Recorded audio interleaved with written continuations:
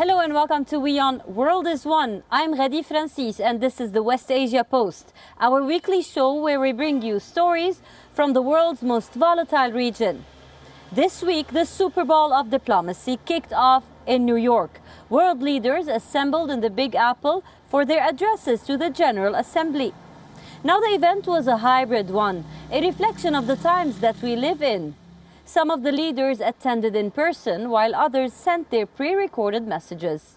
Here's a look at what West Asia's top leaders had to say.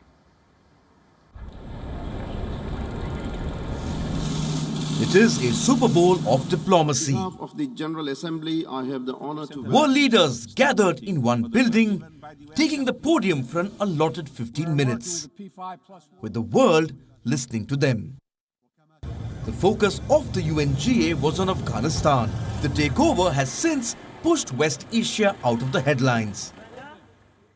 But leaders used their speeches to shine the spotlight on the multitude of issues that plague West Asia. The most fiery speech was a debut one. Iran's Ibrahim Raisi did not travel to New York, but his pre-recorded message slammed the United States, hailing the supremacy of Iran in the region. The United States mistakenly believed it would render us desperate and devastated, but our perseverance has yielded results and will always do so. For the smart and dynamic resistance of the Islamic Republic of Iran comes from our strategic rationality. For Qatar, it was an appeal in favor of the Taliban. The Gulf nation is the go-to country for all things Kabul, brokering power deals while evacuating Afghans. At the UNGA, Qatar called for countries to engage with the Taliban, batting for continuing dialogue. We stress the importance of the international community continuing to provide support to Afghanistan at this critical stage and to separate humanitarian aid from political differences. We also stress the importance of continuing dialogue with the Taliban because boycotting only leads to polarization and reactions. As for dialogue, it can bring positive results. Most of Saudi Arabia's speech was about its enemy number one, Iran. King Salman insisted on keeping the region free of weapons of mass destruction. But it was not a war cry. It was more about talks and reconciliation, hoping for cooperative relations in the future. The kingdom insists on the importance of keeping the Middle East free of weapons of mass destruction. And on this basis, the kingdom supports international efforts aiming at preventing Iran from obtaining nuclear weapons and expresses its concern over Iranian actions, which are contradictory to its commitments, and claims that its nuclear program is peaceful. But some speeches were more of an ultimatum, like that of Turkish President Recep Tayyip Erdogan. With the new refugee crisis looming over the region, Turkey said it cannot take in any more migrants. Due to the developments in Afghanistan, we are faced with the possibility of an influx of migration from this country. As a country that saved human dignity in the Syrian crisis, we no longer have the potential nor the tolerance to absorb new immigration waves. The time has come for all stakeholders to do their part on the basis of fair burden and responsibility sharing. Comprising of all 193 member states, the UN General Assembly is an unique forum for discussion, dialogue and multilateral discussion. Barbs and ultimatums aside, West Asian leaders set the tone for age-old conflicts, using the world stage to further their own agendas. West Asia Bureau, WION World is One.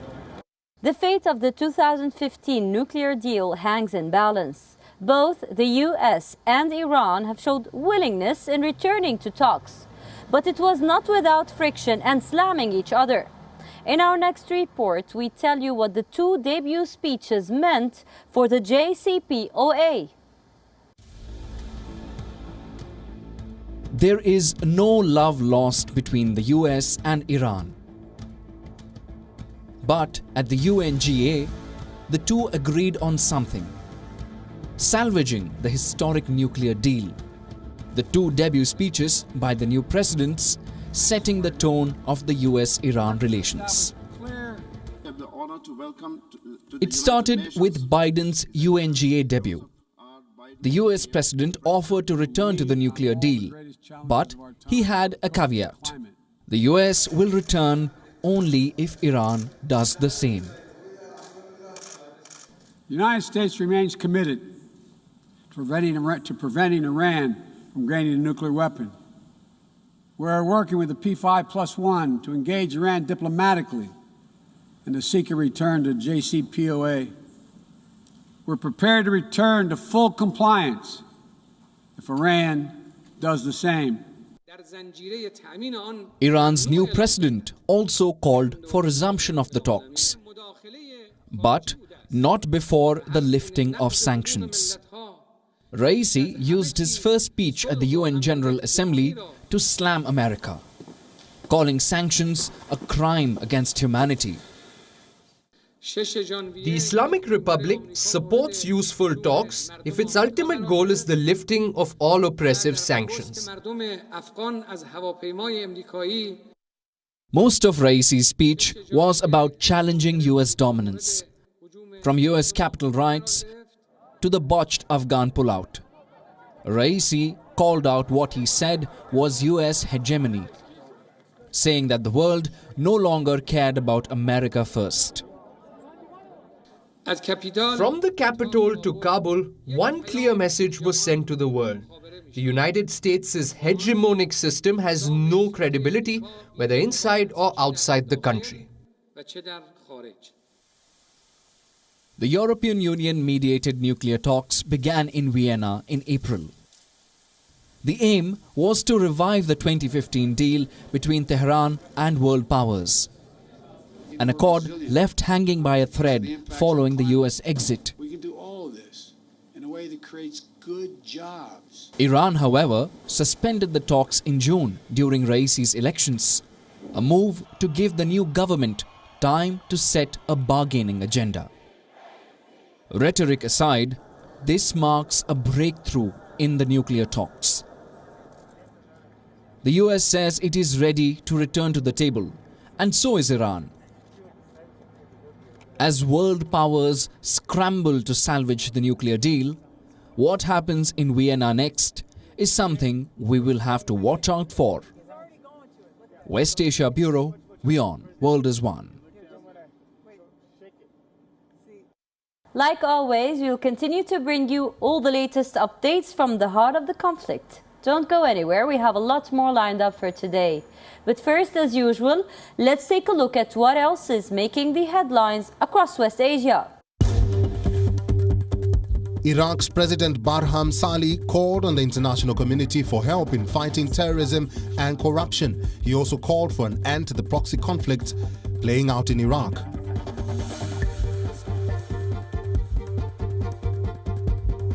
Houthis have stepped up their fight for the last government bastion in Yemen. Reports suggest that they are dangerously close to Marib, eyeing its gas and oil fields.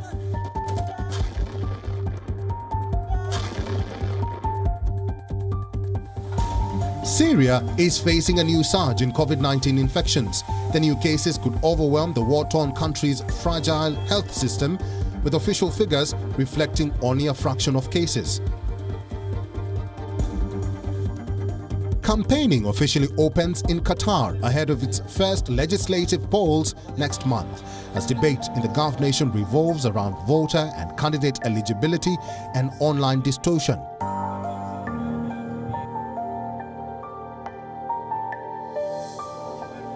Lebanon has raised fuel prices by 16% in what was the second hike in a week. This cuts a subsidy on imported fuel, which Prime Minister Mikati says that the nation cannot afford. The two-state solution. It is one that has been floating since the dawn of the Israeli-Palestinian conflict. This week in the UNGA too, world leaders rallied behind the two-state solution. So what do these words mean for Palestine? We tell you more.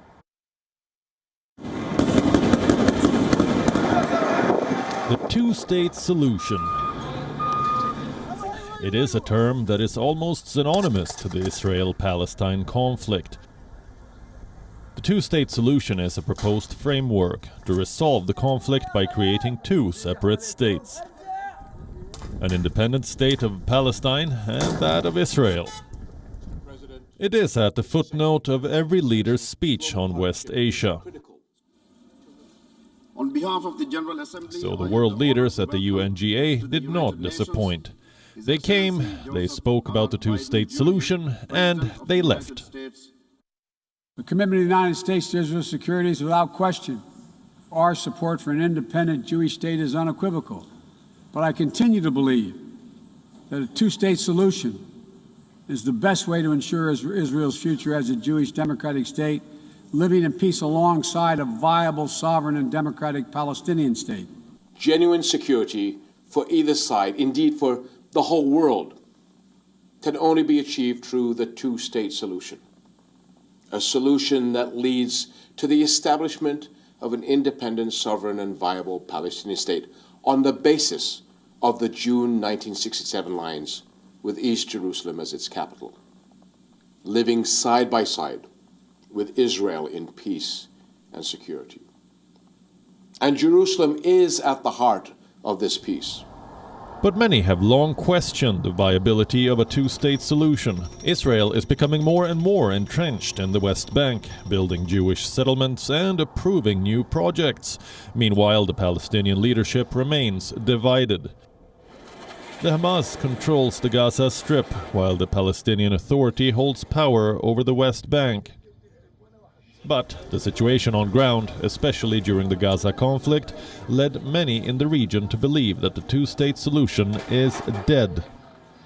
While the Abraham Accords put annexation on hold, Jewish settlers in the West Bank continue to rise. Currently, over 650,000 Jewish settlers live there.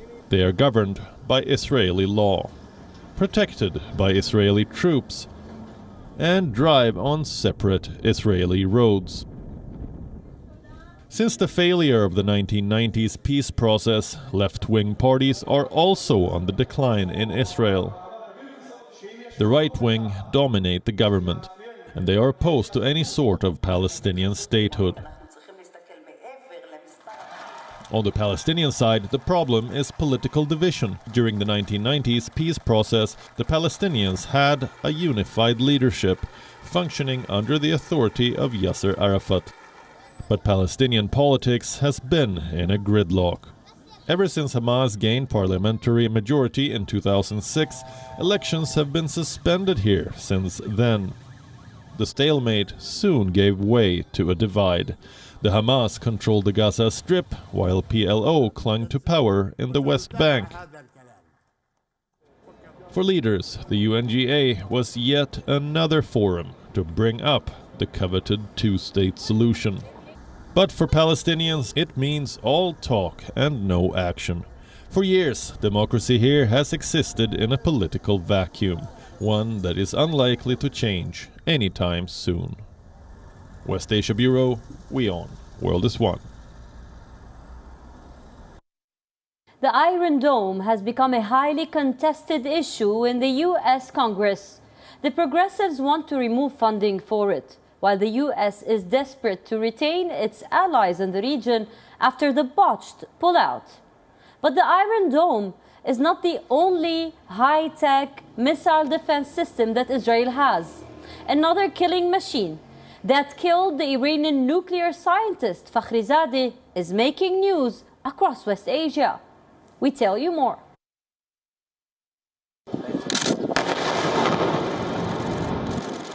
During the 11 days of war in Gaza, the one thing that made headlines continuously was Israel's Iron Dome missile system.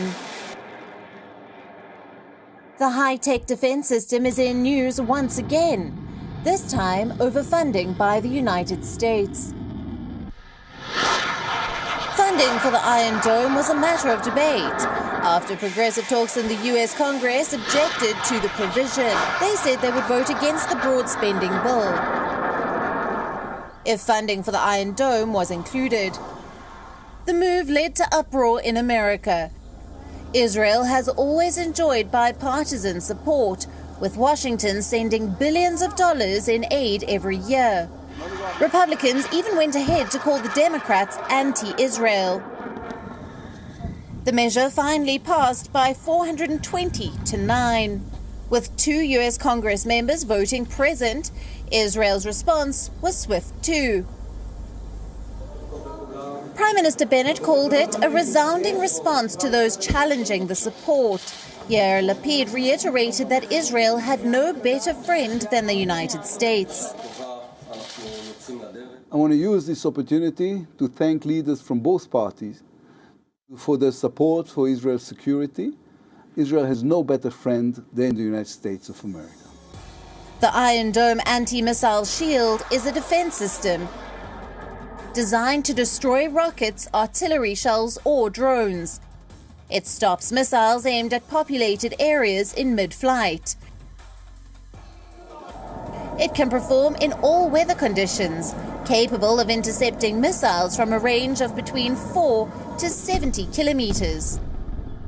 The first Iron Dome battery was installed in March 2011, near the southern Israeli city of Beersheba, some 40 kilometers from the Gaza Strip.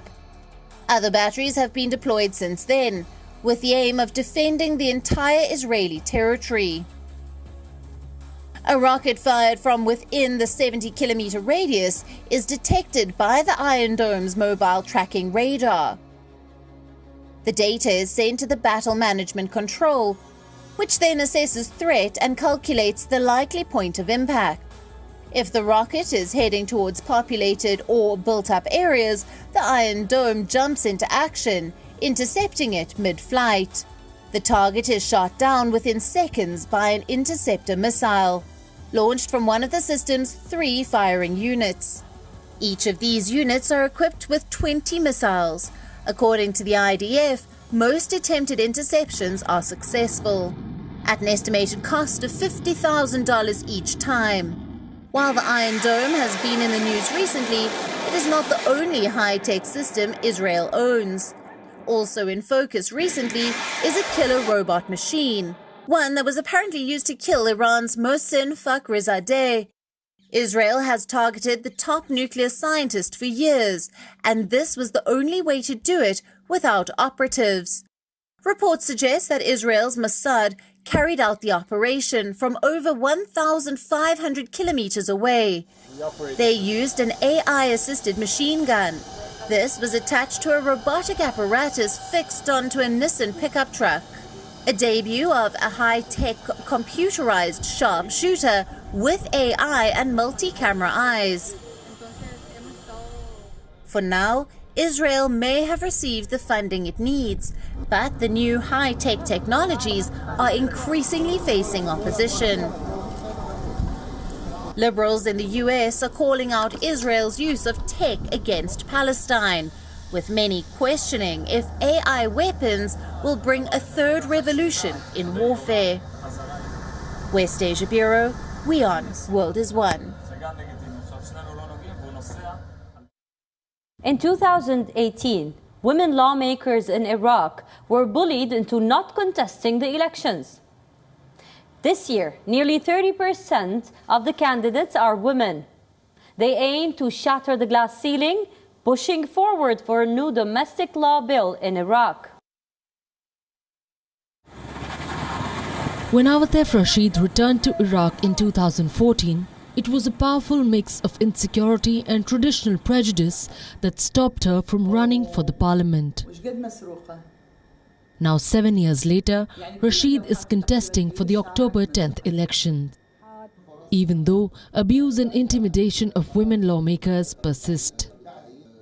Rashid is one of the 951 women who are running for a seat at the Council of Representatives. Women this year account for 30% of the total candidates as they look for more representation in the government. But elections can be an excruciating experience. For Iraq's women politicians, discrimination looms large in the country. They face violent threats every day. And for some, their banners and posters are torn apart.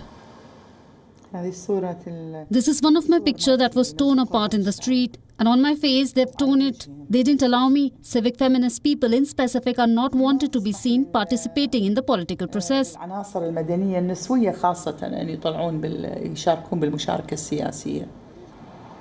This year, Iraq has introduced new steps to protect women candidates. They can directly report any violence to judicial investigators, instead of having to notify the police first. The Interior Ministry has also dedicated hotlines where they receive complaints from women candidates. Advancing an agenda that defends the rights of women has always been a difficult task in Iraq. In 2018, female candidates were subjected to defamation. Some of them were even bullied into not contesting polls. The problem with women's political participation in Iraq is the glass ceiling. So women, they would get to the position, they would be members of the parliament, they will benefit from the quota, 25%. However, they are not allowed to pass the glass ceiling.